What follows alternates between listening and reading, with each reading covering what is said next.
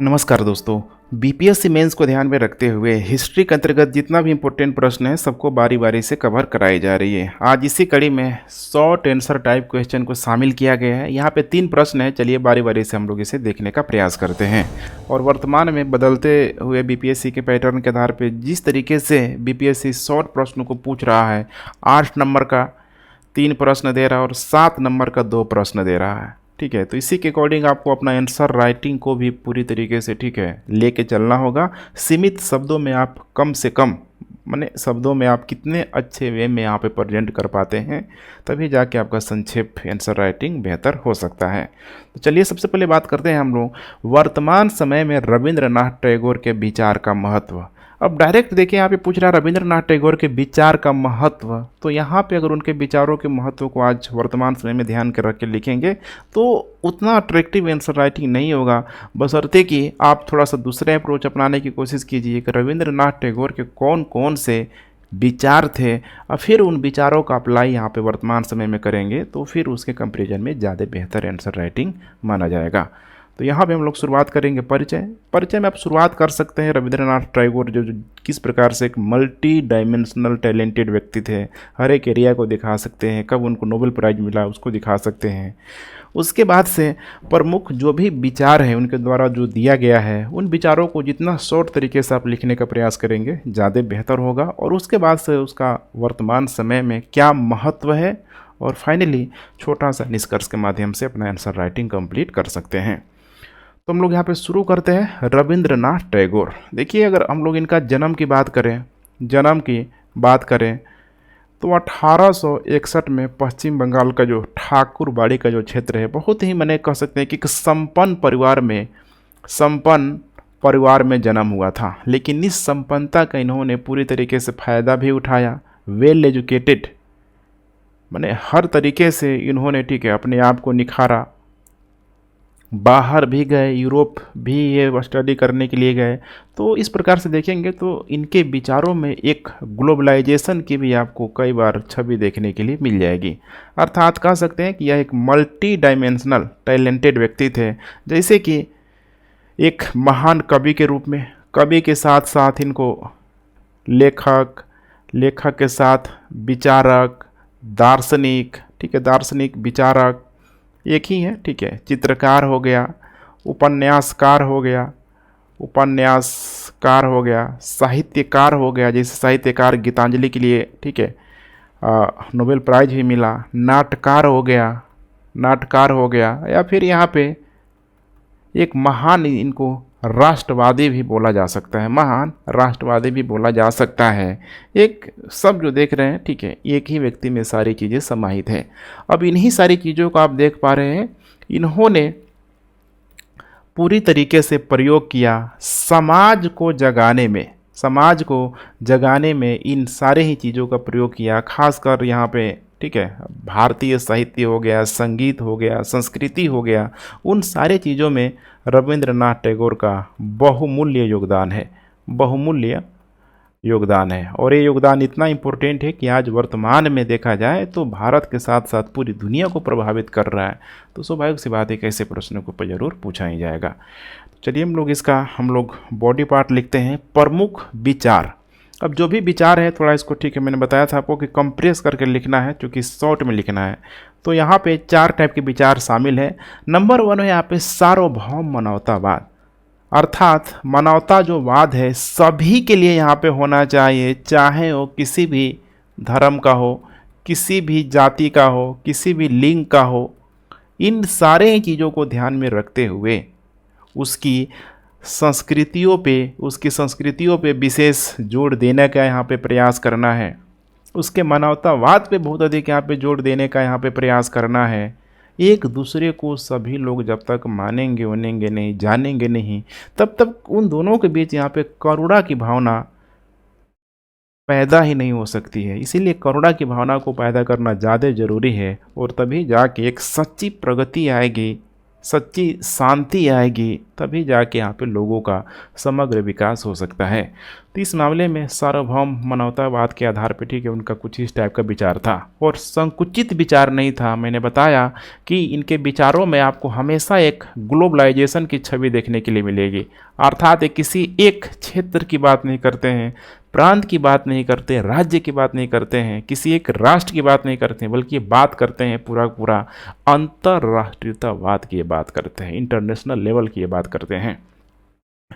Next हम लोग बात करते हैं यहाँ पे शिक्षा को लेके। देखिए टैगोर का जो विचार था, जो शिक्षा है, शिक्षा मतलब ऐसा नहीं है यहाँ पे कि एक मतलब व्यवसायिक या फिर एक व्यवहारिक शिक्षा दे दिया जाए हो जाए।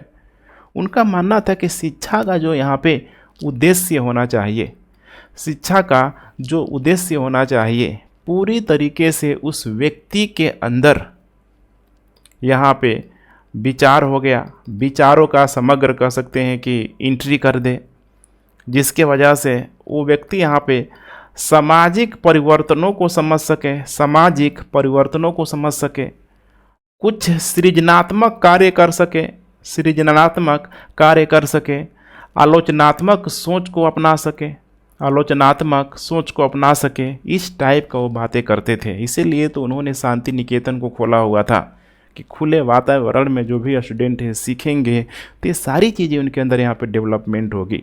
बंद कमरों में कोई सीख लेगा।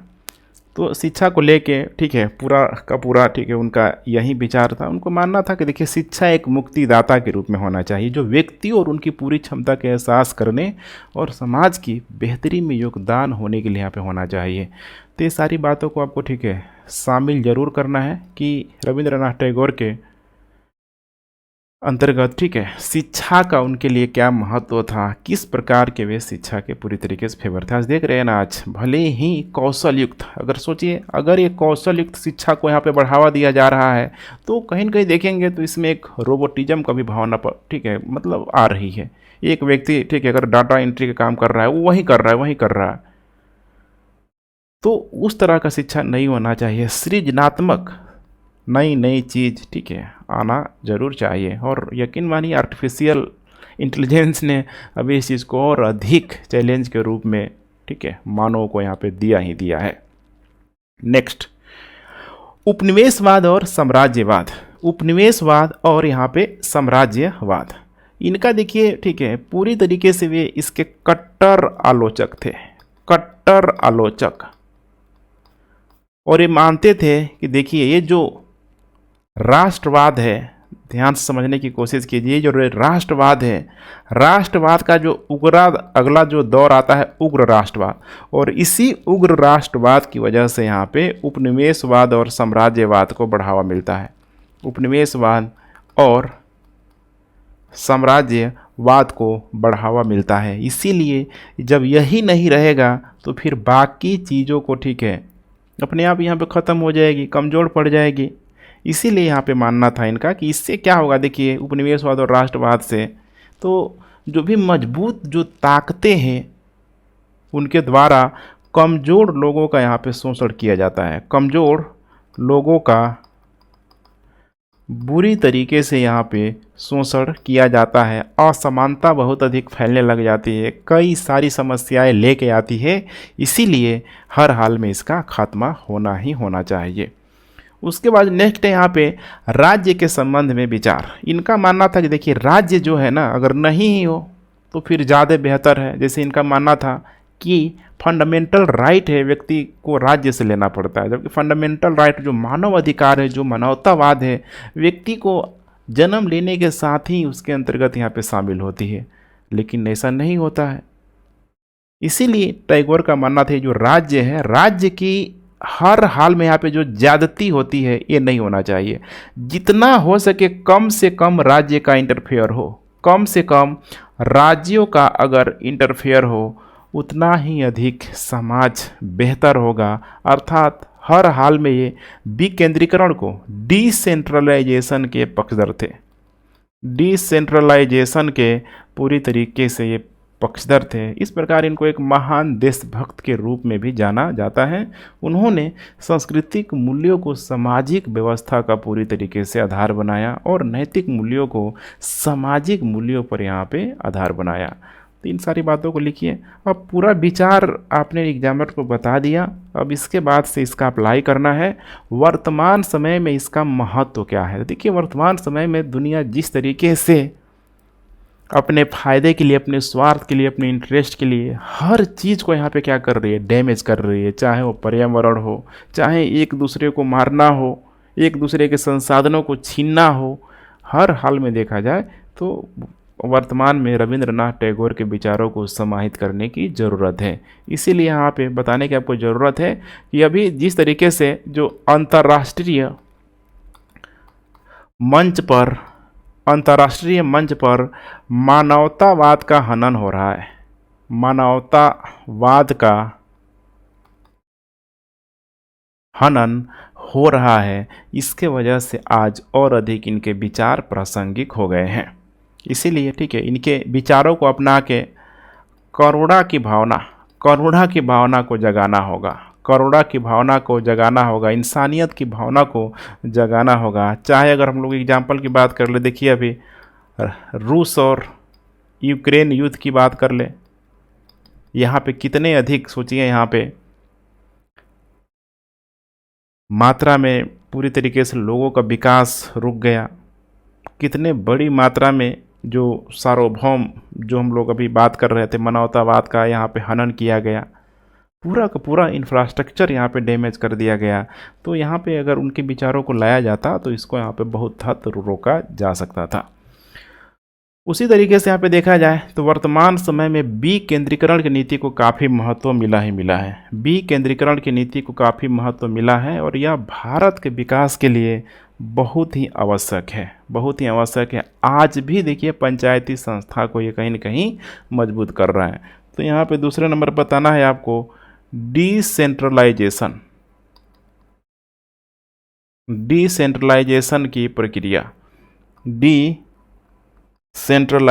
की प्रक्रिया आज के समय में बहुत इम्पोर्टेंट है। हर देश को अपनाए, ठीक है, हर देश अपनाए, भारत भर की क्यों अपनाए। उसके बाद से नेक्स्ट यहाँ पे हो जाएगा साम्राज्यवाद का विरोध। अब आप अपने आप से पूछ के देखिए कि क्या ये साम्राज्यवाद रियल में क्या ख़त्म हो गया है? ये कहीं से भी ख़त्म नहीं हुआ है। आज भी बहुत सारे जो दक्षिण अमेरिकी देश हैं या फिर जो अफ्रीकी देश हैं, वहाँ पे देखेंगे तो बड़े मात्रा में पश्चिमी और यूरोपीय जैसे देशों का वहाँ पे इम्पैक्ट देखने के लिए मिलेगा। चाहे उनके रिसोर्स को लेके बड़ी मात्रा में आपको देखने के लिए मिलेगा। तो ख़त्म नहीं हुआ है, इसका रूप परिवर्तित हो गया है। आज हार्ड पॉलिसी नहीं बल्कि सॉफ्ट पॉलिसी को यहाँ पे लाया गया है। तो इसीलिए आज वैश्वीकरण की दुनिया में जो नव उपनिवेशवाद की अवधारणा जो विकसित हो रही है, उसको यहाँ पे ख़त्म करने की ज़रूरत है और यहाँ पे टैगोर के विचारों को अप्लाई ज़रूर करना चाहिए। फाइनली यहाँ पे आपको एक छोटा सा निष्कर्ष के रूप में बताने की कोशिश करना है कि आज भी देखिए जो उनके विचार की जो प्रासंगिकता है बहुत अधिक मजबूत है। उनका दर्शन पूरी तरीके से सामंजस्य पूर्ण है, समावेशी है, टिकाऊ दुनिया का पूरी तरीके से आधार रचता है। तो पूरा ये सब आपको यहाँ पे बताने की कोशिश करना है। नेक्स्ट प्रश्न है, आधुनिक बिहार के निर्माण में विभिन्न महापुरुषों के योगदानों को बताना है। अब यहाँ पे आपको शॉर्ट आंसर इसका करना है और यहाँ पे आप शुरुआत करते हैं एंशिएंट एरा से कर सकते हैं। जैसे कि शुरुआत तौर पे आप जो भी एंशिएंट एरा में इम्पोर्टेंट नाम है उसको बताते हुए आपको मॉडर्न एरा तक आना है और इस मॉडर्न एरा में जो भी इम्पोर्टेंट नाम है उसको भी बताना है। अब जो भी इम्पोर्टेंट नाम है, उनके जो भी योगदान रहा है आधुनिक बिहार के निर्माता के रूप में, आप यहाँ पे बता सकते हैं। तो इसका डायमेंशन बड़ा ज़रूर कीजिएगा, जितना अधिक से अधिक यहाँ पे नाम हो सबको शामिल करने की ज़रूर कोशिश कीजिएगा। सब में ठीक है, थोड़े थोड़े जो संक्षेप में उनके जो भी योगदान रहा है बिहार के आधुनिक निर्माण में उसको बताते हुए लिखना है। उसके बाद फाइनली यहाँ पे निष्कर्ष के रूप में आपको बताने की ज़रूर कोशिश करना है यहाँ पे कि सिर्फ और सिर्फ इन्हीं लोगों का योगदान नहीं था, चूँकि स्वतंत्रता आंदोलन में बिहार के सभी लोगों ने, सभी धर्म, जाति, महिला, सारे लोगों ने पार्टिसिपेट किया था। तो उनको भी यहाँ पे थोड़ा बहुत ठीक है कंट्रीब्यूशन देना ज़रूरी है। अब यहाँ पे आपको परिचय के रूप में यहाँ पे शुरुआत करना है यहाँ पे कि देखिए बिहार का जो इतिहास है बहुत समृद्ध रहा है। बिहार का इतिहास बहुत समृद्ध रहा है। चाहे हम लोग यहाँ पे एंशिएंट हिस्ट्री की बात कर लें, यहाँ पे अब वही सारी बातें बुद्ध, जैन, मौर्य साम्राज्य की, अशोक की बात कर ले, चंद्रगुप्त मौर्य की बात कर ले, तो यहाँ पे देखेंगे तो अलग अलग क्षेत्रों में यहाँ पे ठीक है इनका भी बहुत सारा योगदान रहा ही रहा है। लेकिन यहाँ पे जब हम लोग बात करते हैं मॉडर्न एरा की, मॉडर्न बिहार की बात करते हैं, तो इसके भी विकास में, इसके भी डेवलपमेंट में बहुत सारे यहाँ पे महापुरुषों का योगदान रहा ही रहा है। अब जो भी बहुत सारे महापुरुष हैं यहाँ पे नाम यहाँ पे लिख सकते हैं, या फिर इस नाम को आप नेक्स्ट स्लाइड में भी आप बता सकते हैं। जैसे कि आधुनिक बिहार के निर्माता के रूप में बहुत सारे नाम हैं, सच्चिदानंद सिन्हा, डॉक्टर राजेंद्र प्रसाद, जयप्रकाश नारायण, श्री कृष्ण सिंह, इसके अलावा ठीक है रामधारी सिंह, अन्य ठीक है, सब यहाँ पे बताने का आपको मौका ठीक है रहना चाहिए, मिलना चाहिए। इसमें आप कुंवर सिंह की भी चर्चा कर सकते हैं। अब इन्हीं सारे नामों को ठीक है कम से कम शब्दों में हम लोग लिखने का प्रयास करते हैं।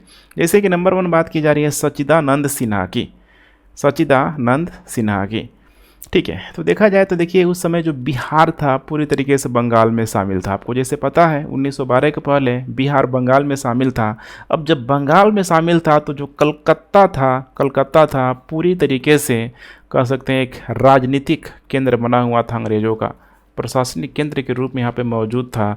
तो जो भी डेवलपमेंट का कार्य यहाँ पे होता था बंगाल में, कलकत्ता में, तो फिर एक सीमित एरिया तक, खासकर कलकत्ता के आसपास के एरिया तक यहाँ पे विकास होता था, सीमित एरिया तक ठीक है। लेकिन बंगाल में कौन था, बिहार भी था, उड़ीसा भी था, इन सारे क्षेत्रों में विकास का कार्य नहीं हो पाता था। चाहे वो एजुकेशन के सेक्टर के हम लोग ले ले, हर एक एरिया में देखेंगे तो ये लोग पूरी तरीके से छट जाते थे।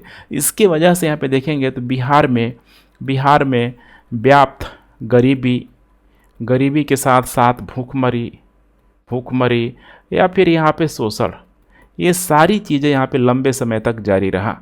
अब इन्हीं सारी चीज़ों को सच्चिदानंद सिन्हा के द्वारा यहाँ पे देखा गया और उन्होंने बिहार को सेपरेट होने की मांग उठा दी 1908 में मांग उठा दी। और 1912 में जैसे आपको पता है कि बिहार अलग सेपरेट यहाँ पे राज्य भी बन गया। और यही 1912 में जब सेपरेट राज्य बना तो इसी को बोला जाता है आधुनिक बिहार। तो आधुनिक बिहार में देखिए सच्चिदानंद सिन्हा का कितना बड़ा रोल रहा ही रहा है। उसके बाद नेक्स्ट यहाँ पे डॉक्टर राजेंद्र प्रसाद जैसे कि ये देश के क्या है, पहले राष्ट्रपति, फर्स्ट प्रेसिडेंट हैं। लेकिन फर्स्ट प्रेसिडेंस के पहले इतना आसानी से उनको प्रेसिडेंसी नहीं मिल गई।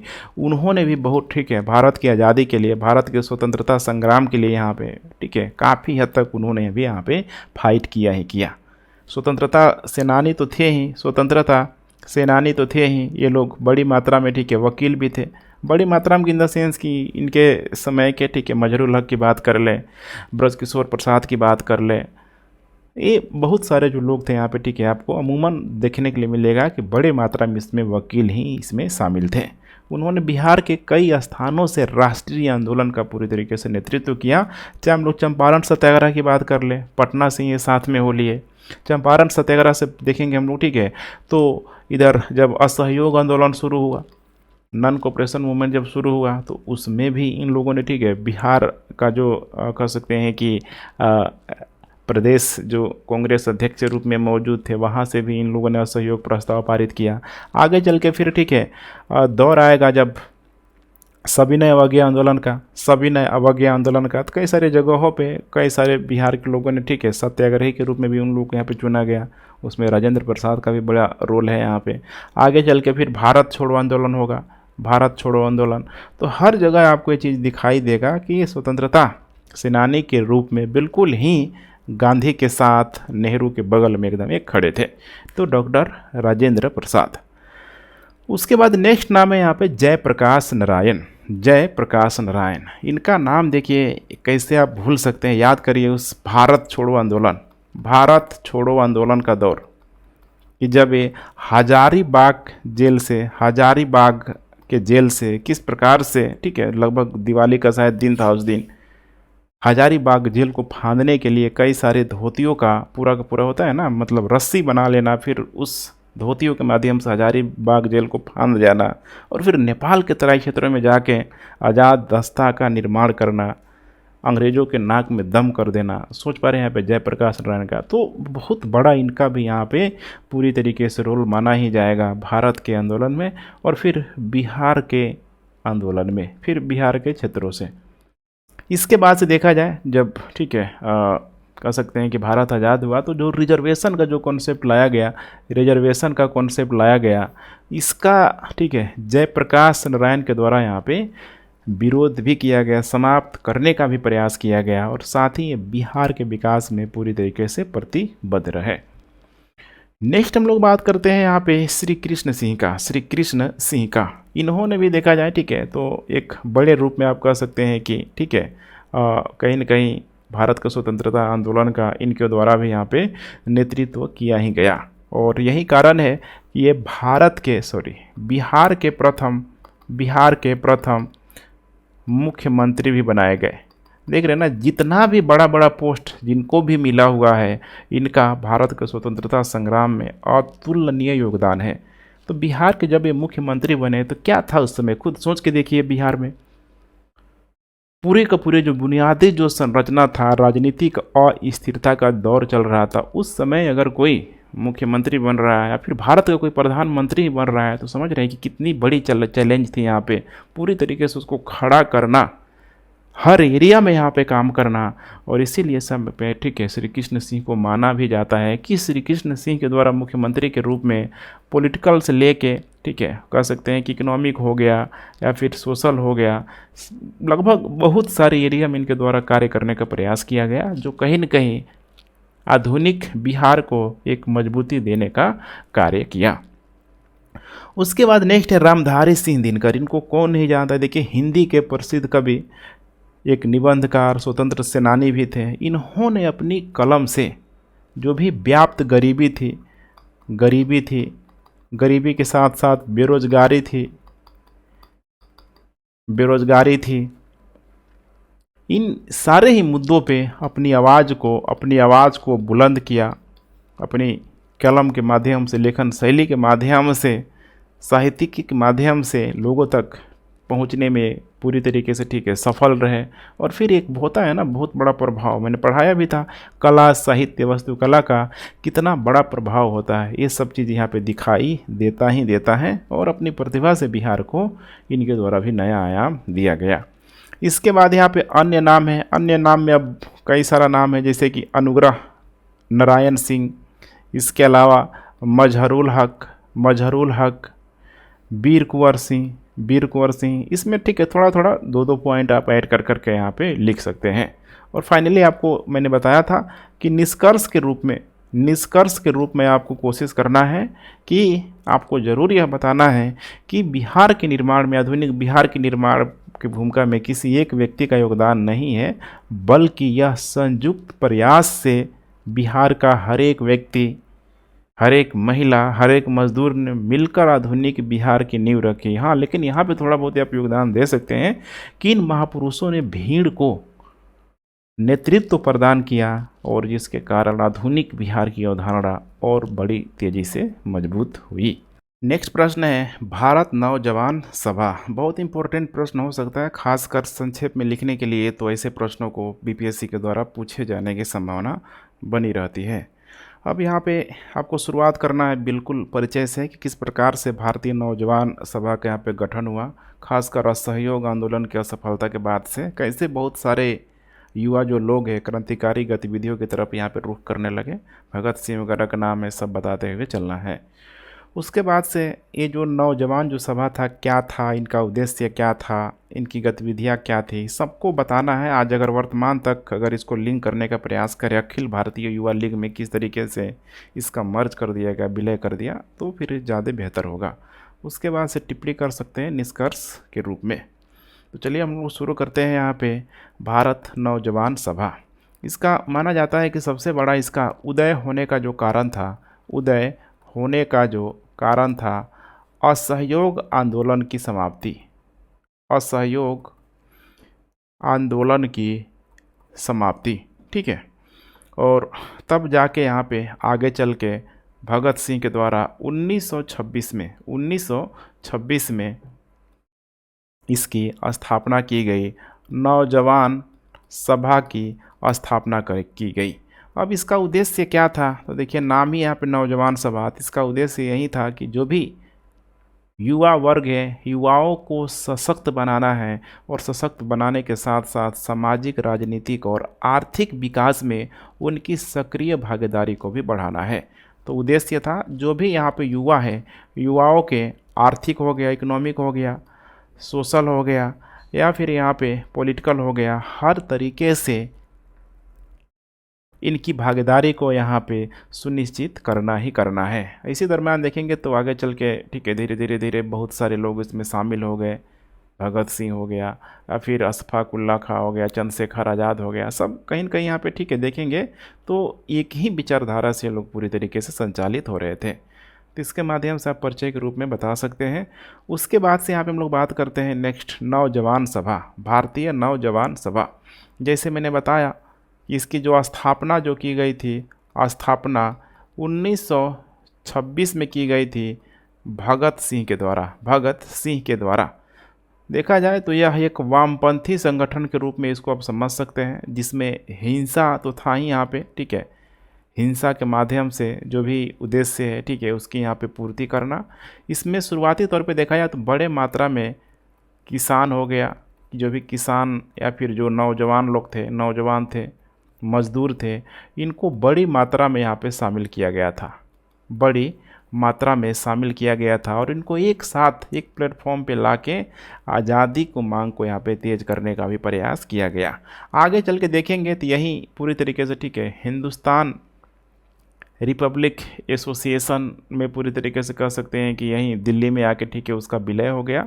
तो यहाँ पे आपको बताने की कोशिश करना है कि आगे चल के यही क्या बन गया, हिंदुस्तान रिपब्लिक एसोसिएशन। इधर बहुत फेमस लोग थे जैसे कि चंद्रशेखर आज़ाद हो गया, अशफाक उल्ला खां हो गया।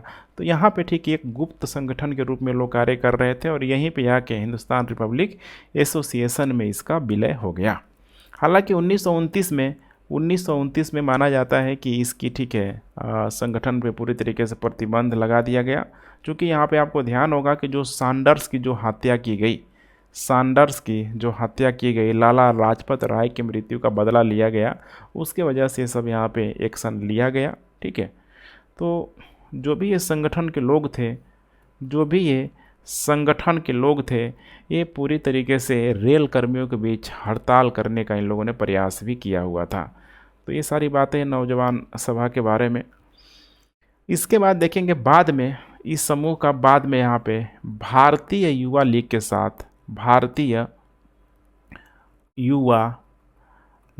साथ इसका यहाँ पे विलय कर दिया। जो भी बड़े बड़े ठीक है जो भी युवा क्रांतिकारी थे, ठीक है, या तो उनको पकड़ लिया गया, मार दिया गया, तो बाद में भारतीय युवा लीग के साथ इसका यहाँ पे विलय कर दिया गया। और लेकिन इसका जो उद्देश्य था, ये उद्देश्य अभी तक ये टूटा नहीं था। ये उद्देश्य वही था कि भारतीय स्वतंत्रता संग्राम में जितने भी युवा है उनको शामिल करना, उनको सशक्त करना। तो युवाओं को यहाँ पे शामिल करना, स्वतंत्रता के लिए पूरी तरीके से उनको क्या करना है, सशक्त बनाना है, देशभक्ति की भावना को उनके अंतर्गत डालना है। अब जो भी एग्जाम्पल है ना, चंद्रशेखर आज़ाद है या फिर हम लोग बात कर लेते भगत सिंह की, अशफाक उल्ला खां की, एक से एक यहाँ पे नाम है, सुखदेव, ठीक है। तो यहाँ पे इनका नाम ही काफ़ी है इन युवाओं में जोश भरने के लिए, वो हमें आज भी दिखाई देता है। हालांकि देखा जाए वर्तमान समय में तो पिछले कुछ सालों में यह बदलते समय के अनुसार विकसित और पूरी तरीके से अनुकूलित हुआ है। और वर्तमान समय में आपको बताने की कोशिश करना है कि वर्तमान समय में जो भी यहाँ पे सामाजिक मूल्य है यहाँ पे, उसको बढ़ाने की एक कोशिश कर रहा है। जैसे कि वर्तमान समय की जो भी समस्याएं हैं, पहले तो अंग्रेज़ों से लड़ा इन लोगों ने, लेकिन वर्तमान समय में मौजूद अभी जो भी समाज में मौजूद समस्याएं हैं उसके खिलाफ भी इन लोगों के द्वारा समय समय पर आवाज़ उठाने का भी प्रयास किया जाता है। जैसे यहाँ पे हम लोग सोशल जस्टिस की बात कर ले, सामाजिक न्याय की बात कर ले, समानता की बात कर ले, लोकतंत्र की मजबूती की बात कर ले, ये सारे जो विचार है देखिए आपको मेल नहीं खाता है। ये सारे विचार तो यहाँ लग रहा है कि पहले वाले ही यहाँ पे मौजूद ही हैं यहाँ पे। हाँ, लेकिन इन्होंने आज अपना जो तरीका है, ठीक है, बहुत हद तक बदल दिया है। हिंसक गतिविधियों के माध्यम से होते हुए, ठीक है, संवैधानिक जो गतिविधियों का जो मार्ग इन लोगों ने अपनाने का प्रयास किया ही किया है। आज भी, ठीक है, देखा जाए तो यह जो संगठन है सामाजिक और राजनीतिक मुद्दों में युवाओं को जोड़कर एक न्यायपूर्ण और समतामूलक समाज बनाने की एक कोशिश भी कर रहा है, ठीक है। तो इसका जो देखा जाए सबसे जो प्रमुख जो ताकत है, इसका ताकत है, पहले भी युवा शक्ति था और आज भी यही है, युवा शक्ति।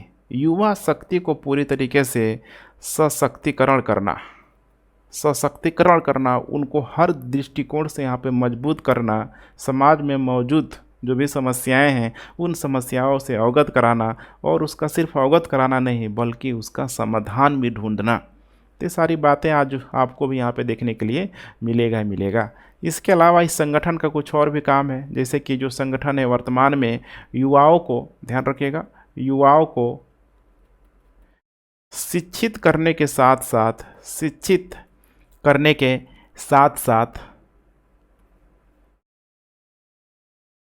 कौशल प्रशिक्षण पे भी बहुत बड़ी मात्रा में बल दिया जा रहा है। अब कौशल प्रशिक्षण पे यहाँ पे बल दिया जाएगा तभी तो जाके एक कह सकते हैं कि स्किल डेवलपमेंट यहाँ पे समाज का पूरी तरीके से यहाँ पे निर्माण हो पाएगा। तो सारी एक्टिविटी आज भी यहाँ पे देखने के लिए आपको मिल जाएगा। इसके अलावा यह शिक्षा और जागरूकता बढ़ाने पे भी बल देता है, शिक्षा और जागरूकता बढ़ाने पर भी जोर देता है, और संगठन समझता है कि सामाजिक परिवर्तन के लिए शिक्षा सबसे इम्पोर्टेंट हथियार है, और इसने युवाओं में शिक्षा और साक्षरता को बढ़ाने का कई सारा यहाँ पे पहल भी किया है। इसमें देखिए इसमें शामिल होने के लिए पूरी तरीके से किसी भी प्रकार का कोई रोक टोक नहीं है। यह संगठन सभी युवाओं के लिए यहाँ पे खुला है, चाहे वो कोई भी जाति हो, कोई भी धर्म हो, कोई भी लिंग हो या फिर कोई भी अन्य कारक है, किसी भी कारक पे यहाँ पे विचार नहीं किया जाएगा। इन कारकों के आधार पे भेदभाव नहीं किया जाएगा। इसीलिए यहाँ पे कहा जा रहा है कि देखिए ये जो भी सारी चीज़ें हैं एक समावेशी विकास की तरफ इंडिकेट करता है, अर्थात समावेशी विकास के लिए इस प्रतिबद्धता ने इन युवाओं की जो विचारधारा को और यहाँ पे मजबूत किया है। या फिर कह सकते हैं कि जो भारत एक डाइवर्सिटी मूलक जो देश है, यहाँ पे उस डाइवर्सिटी मूलक को मेंटेन करने में ये लोग भी कहीं न कहीं देखेंगे तो बड़ी भूमिका निभा रहे हैं। सभी लोगों की देख पा रहे हैं यहाँ पे भागीदारी को सुनिश्चित करने का प्रयास कर रहे हैं। इसके अलावा सामाजिक और राजनीतिक मुद्दों पर अपने काम के अलावा सभी युवाओं को कई तरह के लोग क्या कर रहे हैं, सेवाएँ भी प्रदान कर रहे हैं। कई प्रकार की सेवाएँ भी ये लोग पूरी तरीके से प्रदान कर रहे हैं। तो इन्हीं सारी बातों के माध्यम से, ठीक है, आपका आंसर पूरी तरीके से कंप्लीट हो जाएगा। जो भी मैं बातें बता रहा हूँ, ठीक है, मैं लिखने की यहाँ पे, ठीक है, थोड़ा सावधानी बरत रहा हूँ जानबूझ के, ताकि आपके कान तक मेरी आवाज़ जाए और थोड़ा उसमें भी आपका एक इनोवेटिव, ठीक है, आइडियाज़ के माध्यम से या फिर रटने की प्रक्रिया से बाहर निकलने के माध्यम से आप उसको, ठीक है, समझ के अपने कॉपी में लिखने का प्रयास ज़रूर करें। अब चलिए हम लोग बात करते हैं फाइनली यहाँ पे निष्कर्ष, ठीक है। निष्कर्ष के माध्यम से आपको बताने की कोशिश करना है कि देखिए जो भारतीय जो नौजवान सभा एक महत्वपूर्ण और एक पूरी तरीके से गतिशील संगठन है। सोचिए 1926 में ही जो नींव रखी गई थी, जो विचारधाराएं थी, वो विचारधाराएं बदली नहीं है, वो किसी न किसी रूप में आज भी, ठीक है, वो विचारधाराएं उस सभा के अंदर, उस संगठन के अंतर्गत मौजूद है। तो यहाँ पे गतिशील अवधारणा है जिसने भारत के सामाजिक हो गया या फिर राजनीतिक हो गया, सोशल पॉलिटिकल विकास में महत्वपूर्ण भूमिका निभाई है। और तो और ये जो संगठन है युवा सशक्तिकरण पर बड़ी मात्रा में यहाँ पे बल दे रहा है। देख पा रहे हैं आज भारत जो है यहाँ पे विश्व का सबसे अधिक आबादी वाला देश बन गया है, लेकिन इस युवा के बीच जो एक स्किल्ड युवा होना चाहिए, एक वेल एजुकेटेड युवा होना चाहिए, वो चीज़ की यहाँ पे कमी दिखाई दे रही है। ठीक है, चाइना जैसे देश भी तंज कस रहा है कि नंबर 1 जनसंख्या होने से थोड़े हो जाएगा, स्किल्ड यहाँ पे होना बहुत ज़रूरी है। वो स्किल्ड चाइना में हमारे पास है, तो यहाँ पे ज़रूरी हो जाता है कि ये जो संगठन है युवा को सशक्त करे, जो कि भली भांति ये करने का प्रयास कर रहा है। सशक्त करे, शिक्षा को बढ़ावा देने की कोशिश कर रहा है, जागरूकता को बढ़ावा देने की कोशिश कर रहा है, कौशल प्रशिक्षण पे विशेष यहाँ पे बल दिया जा रहा है। तो इन सारे ही माध्यम से देखा जाए तो एक सकारात्मक जो बदलाव लाने का ज़रूर ये प्रयास कर रहा है, और इसी से जो हमारा लोकतंत्र मजबूत होगा, देश का यहाँ पे विकास होगा, एक अस्थाई जो समुदाय है या फिर जो भी अलग अलग समुदाय है उसको भी यहाँ पे मजबूत करने में मदद करेगा ही करेगा। ये सारी बातें हैं। तो ठीक है फ्रेंड्स, अपना फीडबैक ज़रूर दें। Thanks for watching. जय हिंद।